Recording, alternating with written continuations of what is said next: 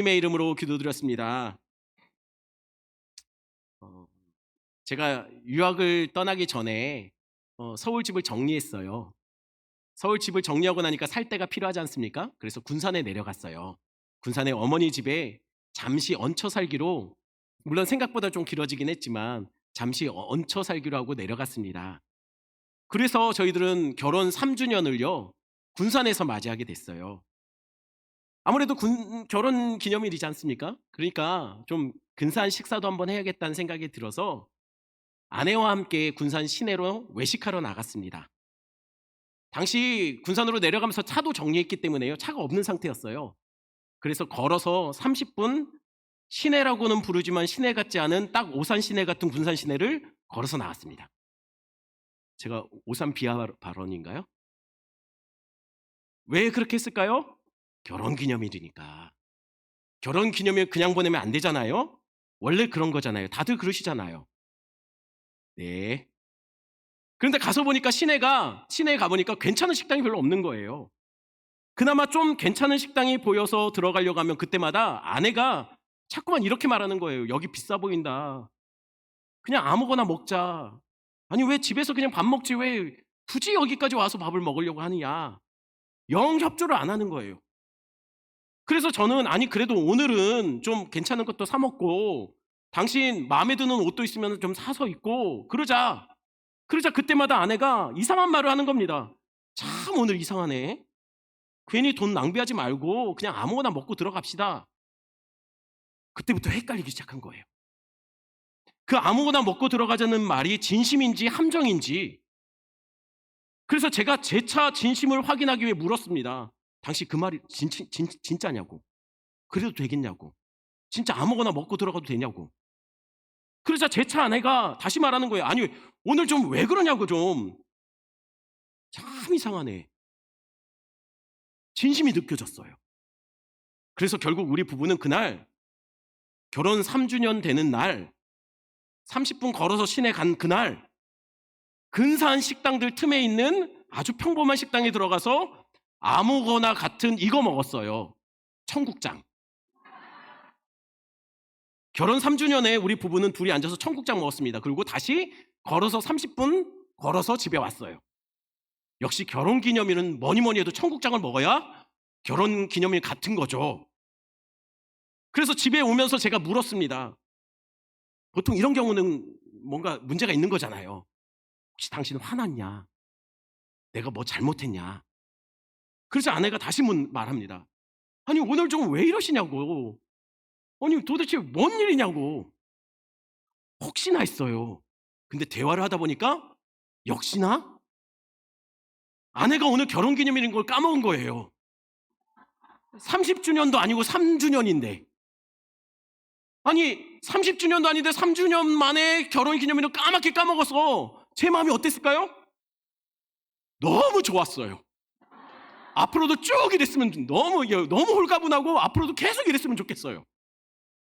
아무튼 우리 부부는 결혼 3주년에 30분 걸어서 시내 나가서 청국장 사 먹고 30분 걸어서 집으로 왔습니다.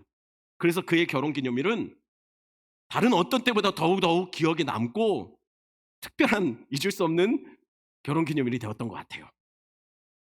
여러분 이스라엘에게 유월절이 어떤 날이죠? 아주 특별한 날이에요. 잊으면 안 되는 날이에요. 이스라엘 사람들에게 가장 큰 명절을 얘기하라면 유월절을 가장 큰 명절로 생각합니다. 여러분 그럼 이스라엘에게 유월절이 어떤 의미의 날일까요? 독립기념일이에요. 말하자면 독립기념일이에요. 영적으로는 생일 같은 날이에요. 그리고 언약적으로 볼 때는 하나님과 언약 맺음으로 결혼한 결혼 기념일 같은 날이 유월절이에요. 그러니 여러분 결혼 기념일처럼 유월절도 잊으면 됩니까? 안 됩니까? 안 되죠. 여러분 결혼 기념일 잊으면 어떤 일이 벌어지죠? 쫓겨나요. 유월절도 잊으면 어떻게 될까요? 민수기 9장 13절 보겠습니다. 9장 13절 같이 있습니다. 그러나 사람이 정결하기도 하고 여행 중에도 잊지 아니하면서 유월절을 지키지 아니하는 자는 그 백성 중에서 끊어지니. 유월절을 안 지키면 어떻게 된다고요? 쫓겨난대요. 그 백성 중에서 쫓겨난다는 거예요. 그럼 유월절은 어떻게 지켜야 안 쫓겨날까요? 결혼 기념일은 주로 외식하며 밖에서 특별한 시간들을 갖죠. 유월절은 어떻게 좀 보낼까요? 그 반대예요. 밖에서가 아니고 집안에서 집밥 먹어야 돼요. 나가서 돌아다니면 안 돼요. 집안에만 있어야 돼요. 그럼 유월절 집에서 뭘 먹을까요? 명절 중에 명절인데, 특별한 날인데 밖에도 못 나가니까 집안에서라도 좀 특별한 음식, 괜찮은 음식 먹어야 되는 거 아닌가요? 그래서 하나님이 메뉴를 정해 주셨어요. 뭐죠? 1년 안 된 어린 양이에요. 여러분, 1년 안 된 어린 양이니까 얼마나 막 입에 살살 녹겠죠. 되게 연할 거예요. 여기까지는 괜찮아요. 그런데 문제는 양과 함께 먹는 음식이 이상해요. 그게 뭡니까? 출애굽기 12장 8절입니다. 같이 있습니다. 그 밤에 그 고기를 불에 구워 무교병과 쓴나물과 아울러 먹되. 그 밤에 어린 양과 함께 먹는 게 뭡니까? 쓴나물과 무교병이에요. 1년 중에 제일 특별한 명절인데 먹는 게 쓴나물과 무교병이에요. 차라리 결혼기념일에 청국장을 먹는 게 낫지. 여러분, 쓴나물과 무교병을 먹으랍니다. 왜요?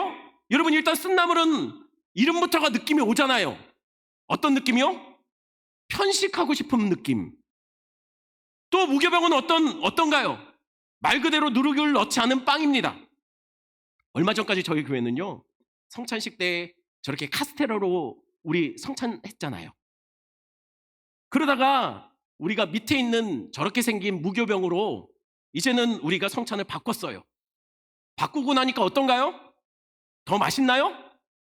밑에 무교병 맛 어떻죠? 되게 맛없어요. 어쩜 그렇게 맛이 없을까? 맛만 놓고 보면 누룩이 들어간 떡이 훨씬 더 맛있고 식감도 좋아요.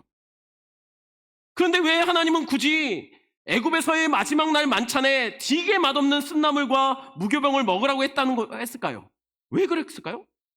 여러분, 다시 말씀드리지만 하나님이 알려주신 만찬의 그 메뉴들은 그 밤에 뭘 먹어야지 가장 맛있게 그 식사를 할 수 있을까를 알려주신 것이 아니라 뭘 먹어야지 그날을 잊지 않고 기억할 수 있을까를 알려주신 메뉴라는 거예요. 그럼 여러분, 쓴나물과 무교병을 먹으면서 하나님은 이스라엘 백성들에게 뭘 잊지 말고 기억하라고 명령하신 걸까요? 일단 쓴나물은 지난주에 말씀드렸어요. 여러분, 쓴나물은 뭐라고요? 이스라엘이 너무 애굽에서 힘들었거든요. 쓴나물 먹으면서 그 고통스러웠던 거, 아팠던 거, 쓰라렸던 경험들을 잊지 말라는 거예요. 왜요? 잊지 말아야 감사할 수 있잖아요. 그곳에서 건져주신 하나님의 은혜. 우리 아팠던 시절, 힘들었던 시절 지나고 보니 감사할 수 있죠. 그때를 잊지 않으니 지금 이만큼 사는 것도 감사한 거예요. 여러분, 그러면 무교병은 왜 주셨을까요? 여러분, 무교병은 왜 줬죠? 제가 중고등학교 다닐 때만 해도 저희 교회 형들, 선배들, 친구들 되게 끈끈했어요. 물론 지금도 그렇지만 여러분, 그래서요, 그때는요, 지금 생각하면 상상도 못할 행동인데 그때는 그냥 느닷없이 연락도 안 하고 집에 찾아 들어왔어요. 막 친구들 또는 형 친구들, 교회 선배들 막 막 집에 들어와가지고 똑똑똑 해가지고 밥 좀 달라고. 그런 거 되게 많이 했거든요. 여러분, 안 하셨나요? 저희가 참 못됐었네요. 우리는 연락 없이 그냥 무작정 한 무리가 찾아 들어와서 밥 좀 달라고. 그런 경우들 많았거든요. 근데 갑자기 연락도 없이 그렇게 찾아오면 평소에 먹던 뭐 갈비나 나스타나 대게나 뭐 이런 거, 한우 스테이크나 이런 거 못 주잖아요. 그러면 어떻게 하죠? 갑자기 찾아왔는데 돌이라도 씹어 먹을 수 있는 나이의 사람이라고 돌 주워줄 수도 없죠. 그래서 한 게 뭡니까? 주로 뭘 줬죠? 라면 끓여줬어요. 그래서 예의 있는 친구들은 라면을 아예 사갖고 오기도 했습니다. 여러분, 그럼 이스라엘 백성들은 갑자기 손님이 연락도 없이 오면은 그때는 뭘 내놨을까요? 그때는요, 급한 대로 해주는 음식이 바로 무교병이었어요. 반죽해서 누룩 넣고 부풀려서 그럴 시간이 어디 있습니까? 그냥 밀가루 반죽해서 바로 굽는 무교병으로 만들어서 대접했다는 거예요. 말하자면 여러분, 누룩 없는 무교병이 뭡니까? 지금으로 말하면 핵반 또는 라면 뭐 이런 거예요. 그러니 왜 하나님은 이스라엘에게 무교병을 먹으라고 명령했을까요? 지금 유월절 당시의 이 상황이 어떤 상황입니까? 하나님이 언제 명령을 내려서 자, 애굽에서 출발 떠나라 라고 할지 모르는 때예요. 그러니까 언제 반죽해서 거기에 누룩 넣고 숙성시켜 빵 구워냅니까? 급한 대로 먹을 수 있을 때 지금 먹어놓으라는 거예요. 언제 출발할지 모르니까. 그래서 하나님은 11절에 이렇게 명령하신 거죠. 11절 같이 있습니다. 너희는 그것을 이렇게 먹을지니 허리에 띠를 띠고 발에 신을 신고 손에 지팡이를 잡고 급히 먹으라. 이것이 여호와의 유월절이니라. 하나님이 유월절 음식을 먹을 때 어떻게 먹으라고 했습니까? 이런 목장으로 먹으라고 했어요. 급히 먹으래요. 체할 텐데. 그래도 그렇게 먹으라고 한 겁니다. 왜요? 여러분 군대에 가면은요 5분 대기조라는 게 있어요. 여러분들 군대 갔다 오신 분들은 아마 아실 거예요. 5분 대기조가 말 그대로 5분 대기조입니다. 무슨 뜻이냐면요, 언제든지 출동 명령이 떨어지면 5분 안에 출동할 수 있는 준비를 해놓고 대기하고 있는 상태가 5분 대기조예요. 아니 그런데 여러분 자다가 만약에 출동 명령이 떨어지면 어떻게 될까요? 자다가 그랬으니까 한 10분으로 좀 봐줄까요? 아니요, 딱 5분 안에 출동해야 돼요. 아니 그러면 언제 자다가 언제 옷 입고 전투화 신고 언제 무장해서 5분 안에 출동합니까? 그래서 전투복 입고 자요. 저희 부대에서 한번 밤에 5분 대기조 출동을 걸었는데 이 5분 대기조가 5분 만에 출동을 못했어요. 그 뒤로 대대장님 명령으로 5분 대기조는 앞으로 군화 신고 자라고 했어요. 그래서 군화 신고 잤어요. 군화가 얼마나 무거운데요. 제 무릎 위에 너무 아팠어요. 여러분 그러면 샤워는 할까요? 샤워하다가 출동하면 어때요? 뭘 상상하는 거죠? 여러분 그래서 대부분 샤워 시간이 있어도 잘 안 하려고 해요. 뭐 병장들이나 이런 사람들만 들어가서 샤워하지. 그래도 여러분 칼에는 3분 줬는데 출동은 5분 줬으니 그래도 다행이죠. 그러니 왜 하나님이 유월절 만찬을 할 때 이스라엘 백성들에게 허리에 띠를 띠고 발에 신을 신고 손에 지팡이를 들고 급히 무교병을 먹으라고 했을까요? 하나님이 언제 출발하라고 명령하실지 모르기 때문이에요. 늘 준비되어 있어야 된다는 거죠. 어디서부터 출발을 해야 됩니까? 종되었던 땅. 애굽에서 하나님 명령 떨어지면 즉시 떠나야 되니 준비하고 있으라는 거예요. 여러분 기억하십시오. 애굽은 언제 떠나는 겁니까? 즉시 떠나는 거예요. 머뭇머뭇 미적거리는 거 아닙니다. 애굽은 즉시 떠나야 되는 곳이에요. 우리가 속해 있던 옛 세상 죄악된 우리의 삶 언제 떠날까요? 여러분 어린 양의 피로 구원받은 백성들은 이전에 속해 있던 죄악의 환경들 언제 떠나면 될까요? 속히 떠나야 됩니다.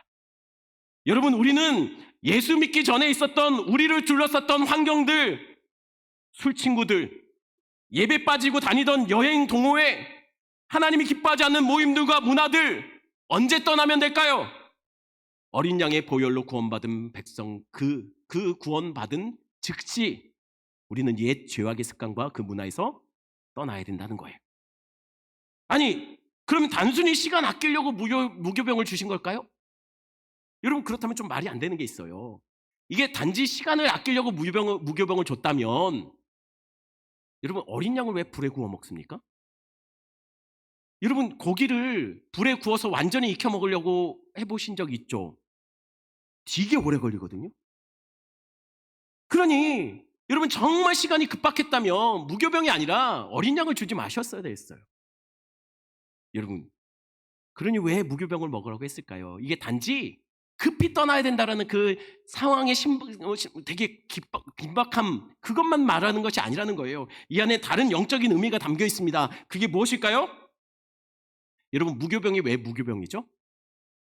누룩이 들어가지 않은 떡이기 때문에 무교병입니다. 그럼 누룩은 뭘까요? 누룩은 간단히 말하면 일종의 곰팡이에요. 그렇죠. 좋은 곰팡이지만 일종의 불순물입니다. 변질될 때 만들어지는 거예요. 원어로 누룩은 하메츠라는 단어를 쓰는데요. 이 단어가 동사로 쓸 때는 발효되다 또는 악해지다, 변질되다 이런 뜻이에요. 그래서 예수님은 마태복음 16장 6절에 이렇게 말씀하신 겁니다. 같이 읽습니다. 예수께서 이르시되 삼가 바리새인과 사두개인의 누룩을 주의하라 하시니. 예수님은 바리새인과 사두개인의 그 율법주의, 교만함, 외식함을 누룩이라고 말해요. 왜요? 성도들이 가져서는 안 되는 모습이기 때문입니다. 불순물이라는 거예요. 바울도 누룩을 이렇게 말하죠. 고린도전서 5장 8절 말씀 역시 같이 읽겠습니다. 이러므로 우리가 명절을 지키되 묵은 누룩으로도 말고 악하게 악의에 찬 누룩으로도 말고 누룩이 없이 오직 순전함과 진실하심의 떡으로 하자. 바울은 누룩을 순전함과 진실함과의 반대되는 영적인 불순물 혹은 악함, 죄악으로 비유하고 있어요.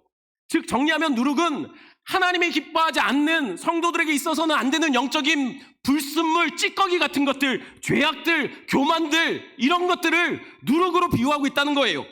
그래서 하나님은 이렇게 명령하신 거죠. 출애굽기 12장 15절 말씀 제가 읽습니다. 너희는 이레 동안 무교병을 먹을지니 그 첫날에 누룩을 너희 집에서 제하라. 무릇 첫날부터 일곱째 날까지 유교병을 먹는 자는 이스라엘에게서 끊어지리라.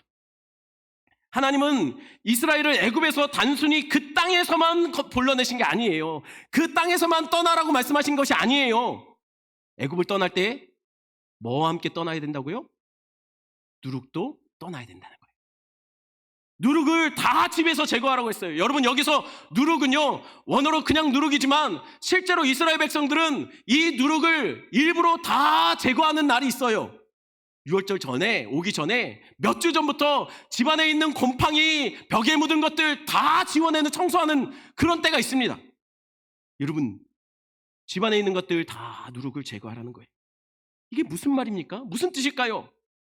하나님은 애굽에서 이스라엘 백성들을 불러내실 때요 너희들이 애굽 땅에서 행했던 그 모든 영적인 불순물들, 그 땅의 악한 문화들, 우상 숭배, 그 땅에서 행했던 모든 죄악들 다 놓고 떠나라는 거예요. 땅에서만 나오는 게 아니라 그 땅의 악한 문화에서 나와야 된다는 거예요. 그래서 명령하신 거죠. 누룩을 제거하라고요. 그럼 얼마 동안 누룩을 제거하면 될까요? 성경은 7일 동안 누룩을 집에 없애야 된다고 얘기해요. 여러분 그러면 7일만 하면 될까요? 누룩은 7일만 제거하면 될까요?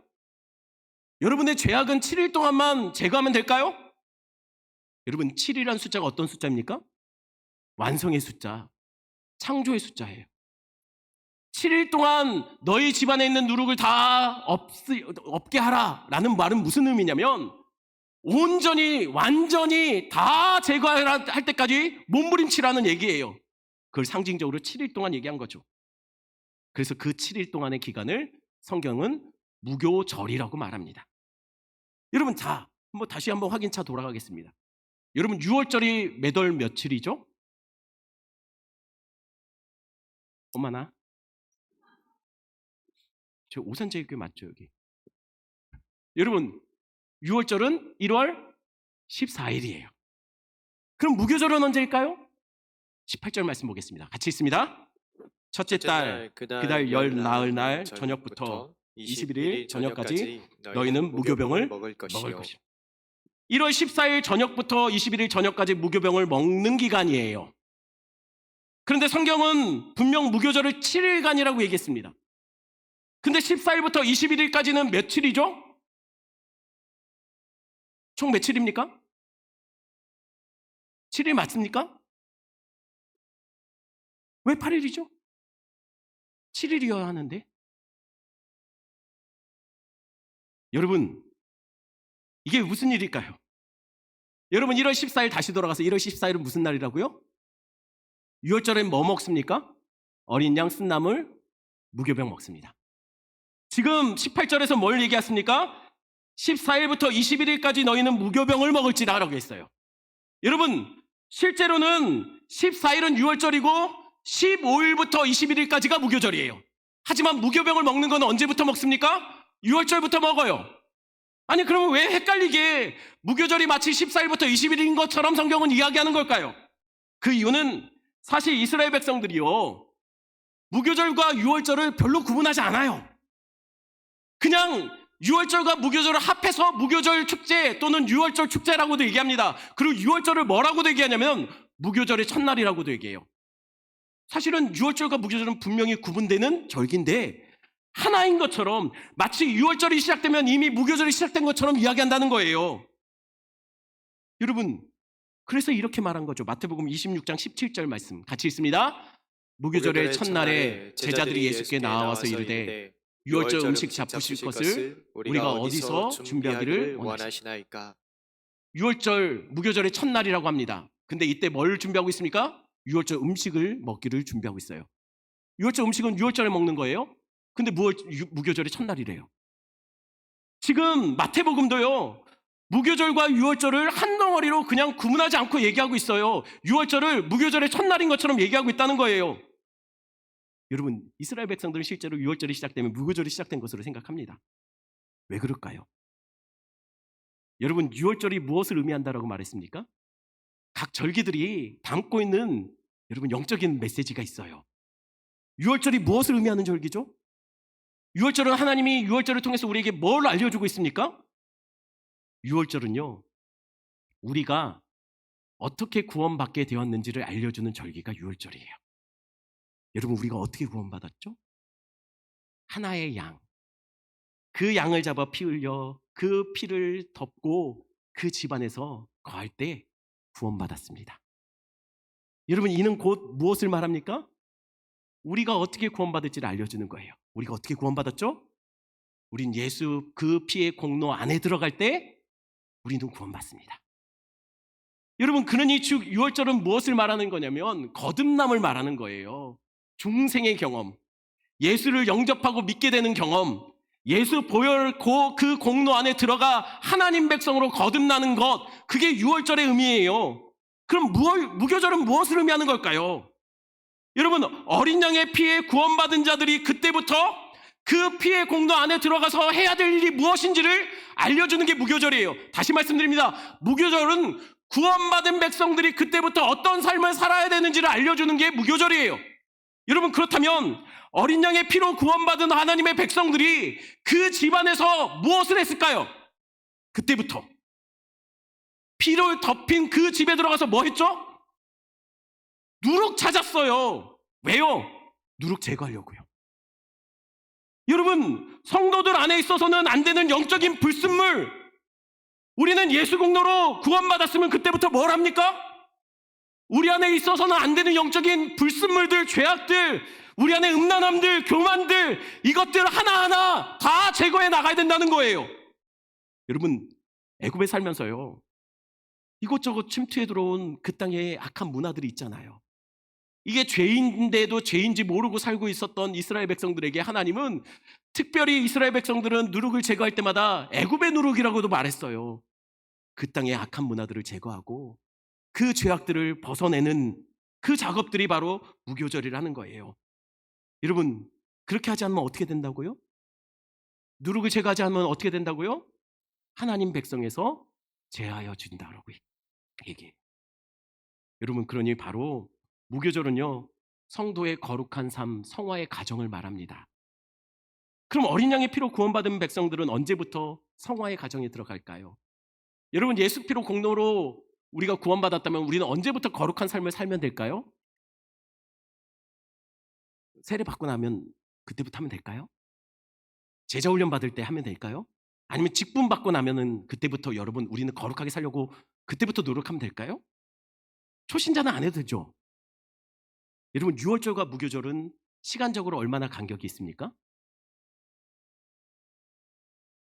유월절은 곧 무교절의 시작입니다. 여러분, 이게 한 덩어리예요. 이게 쪼개낼 수 없어요. 그러면 이게 무엇을 의미하는 걸까요? 어린 양의 피로 구원받은 하나님의 백성은 구원이 임한 즉시 그때부터 거룩한 삶을 살아야 된다는 거예요. 예수 피의 공로에 들어가면 그때부터 우리가 해야 될 일, 그 즉시 해야 될 일이 뭡니까? 우리 안에 영적인 불순물들, 죄악들, 이전에 우리가 즐겼던 죄악의 습성들, 악한 문화들, 그것을 우리 안에서 다 벗어내야 된다는 거예요. 왜요? 우리가 바로 예수 그리스도의 신부니까요. 신부들이 가장 중요한 덕목이 뭡니까? 순결함이에요. 정결함이에요. 거룩함. 그러니 예수 믿기 시작했다면 어린 양 신부된 우리는 그때부터 그 즉시 거룩한 삶을 살기 위해 몸부림쳐야 된다는 것이 바로 유월절과 무교절이 한 덩어리 된 것에 대한 의미라는 거예요. 자, 정리하면 이렇습니다. 유월절 만찬으로 뭘 먹어야 된다고 했죠? 유월절 어린 양, 쓴나물, 무교병. 그리고 유월절 다음 날부터 일주일간 뭡니까? 무교절이에요. 하지만 유월절과 무교절은 사실 그냥 하나의 덩어리처럼 나누어지지 않습니다. 하나님이 이 절기들을 명령하시며 이스라엘 백성들에게 뭐라고 했냐면 자자손손 이것을 기억하고 잊지 말고 기념하여 지키라고 말해요. 그래서 예수님도 유월절을 제자들과 함께 지키는 장면이 성경에 나옵니다. 누가복음 22장 7절 8절. 7절 제가 읽고 여러분 8절 읽어주십시오. 유월절 양을 잡을 무교절 날이 이른지라. 예수께서 베드로와 요한을 보내시며 이르시되 가서 우리를 위하여 유월절을 준비하여 우리로 먹게 하라. 유월절 양을 잡을 날 언제입니까? 유월절이에요. 근데 또한 성경은 뭐라고 얘기하죠? 무교절이라고 얘기해요. 양 잡는 날. 이때 제자들과 예수님은 예수님의 공생의 마지막으로 같이 만찬을 해요. 이게 우리가 잘 알고 있는 뭐죠? 최후의 만찬이에요. 예수님이 양 잡는 날 제자들과 함께 유월절 만찬을 최후의 만찬으로 같이 식사를 하신 겁니다. 그럼 뭘 먹었죠? 그때 제자들과 함께 예수님 뭘 드셨죠? 일단 떡을 나눠주세요. 무교병이겠죠, 당연히. 그리고 또 뭐 먹었죠? 포도주 먹었어요. 근데 성경 어디에도 최후의 만찬에 예수님이 양과 쓴나물을 먹었다는 기록이 없어요. 아니, 쓴나물은 이해가 돼요. 그렇게 크게 어린 양에 비해서 의미를 규정하지 않는다면 쓴나물은 먹었어도 뭐 그냥 기록 안 했을 수도 있어요. 어린 양도 마찬가지예요. 뭐 드셨지만 뭐 이렇게 기록하지 않았을 수도 있어요. 여러분, 그런데 이상한 것은 전혀 그것에 대한 언급이 어디에도 없다는 거예요. 마치 그것을 먹었을 때 기록하면 그것의 시선을 빼앗기고 싶지 않나 봐요. 원래는 유월절 양과 무교병 신나물을 먹으면서 그 다음 뭘 해야 되죠? 그냥 밥만 먹으면 됩니까? 부모가 자녀들에게 해줘야 될 말이 있어요. 뭐죠? 이 음식이 무슨 의미인지, 하나님이 그 밤에 우리를 어떻게 구원하셨는지 설명해야 돼. 그렇게 놓고 보면 예수님은 양도 안 먹었어요. 쓴나물도 안 먹었어요. 쓴나물 기록도 없어요. 그리고 이 대화가 어떻게 대화가 됩니까? 예수님이 떡을 주시면서 뭐라고 하죠? 내 몸이다. 너희를 위한 내 몸이야. 잔을 주시면서 뭐라고 합니까? 내가 너희를 위해서 흘린 내 피다. 내 피로 세운 새 언약이다. 그러니 지금 예수님의 말씀대로라면 제자들은 지금 뭘 나눠 먹고 있는 겁니까? 예수님의 살과 피를 나눠 먹고 있는 거예요. 양 잡는 날 양이 아니라 예수님의 살과 피는 마치 양 대신에 그 지금 제자들이 나눠 먹고 있는 거예요. 그러니 정말 그날 제자들의 만찬에 유월절 양이 없었을까요? 그리고 유월절 전통에 따른다면 그 음식에 대해서 설명을 해야 되는데 그 설명이 없었습니까? 아니요. 예수님 설명하셨어요. 그리고 유월절 양은 그곳에 있었어요. 그림자였던 그 유월절 양 말고요. 진짜 실체였던 그 양을 지금 제자들과 함께 나눠 먹고 있는 거예요. 여러분, 그게 누굽니까? 바로 예수 그리스도예요. 예수 그리스도가 우리의 유월절 어린 양으로 이 땅에 오신 거예요. 그래서 양 잡는 날 누가 잡혔죠? 이 식사 다음에 예수님은 사람들에 의해서 잡혀서 어디로 끌려갑니까? 대제사장 집으로 끌려가요. 원래 유월절 초기에는요, 집집마다 양을 잡았죠. 하지만 나중에는 성전 중심으로 성전에 모여서 양을 잡아요. 이 말은 무슨 말입니까? 백성들은 유월절 양을 미리 3일 전에 계획했다 잡아놨다가 선택해놨다가 때게 되면 누구한테 가져간다는 겁니까? 제사장에게 갖고 가요.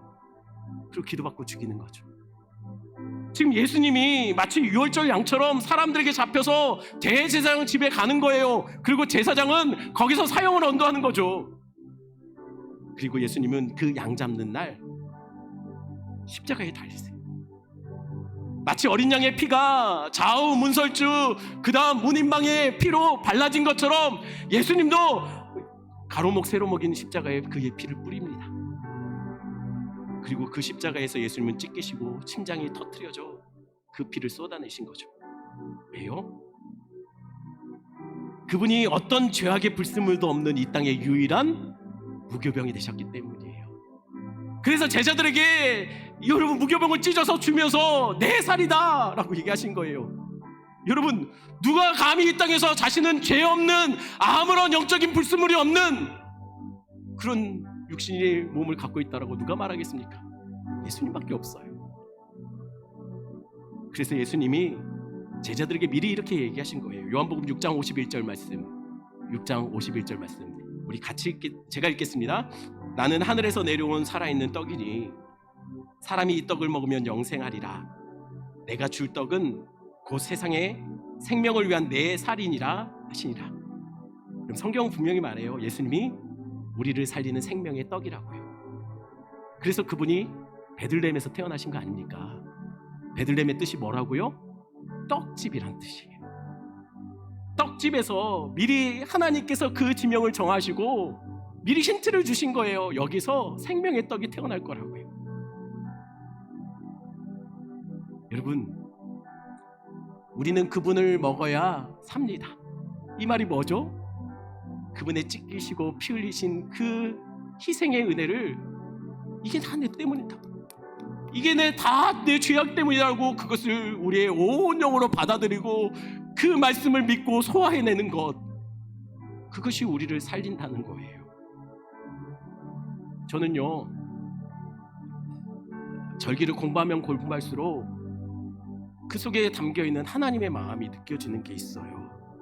그게 뭐냐면 참 우리 하나님 참 벌써 오래전부터 예수님을 이 땅에 어떻게 보내셔서 어떻게 우리를 위해서 내어주실지를 다 생각하고 계셨고, 우리 주님은 정말 우리 예수님이 오셨을 때 우리가 그것을 알아보기를 원하셨구나. 절기에 아주 세세하게 말씀하시고 설명하시면서 그것을 통해 내가 그러겠다고 얘기했잖아. 내가 너에게 내 아들 보내겠다고 약속했잖아. 알려주셨다는 거예요. 좀 우리가 알아먹기를 원했다는 거예요. 그분이 이 땅에 오심을 우리가 아무도 모르고 그냥 나와 상관없는 일처럼 넘기길 원치 않으셨다는 거예요. 여러분, 우린 예수 믿어야 살아요. 그분의 말씀과 그분이 우리를 위해서 내어주신 그 사유가 피의 희생을 우리의 것이라고 다 받아들일 때 우리는 구원받은 백성이 됩니다.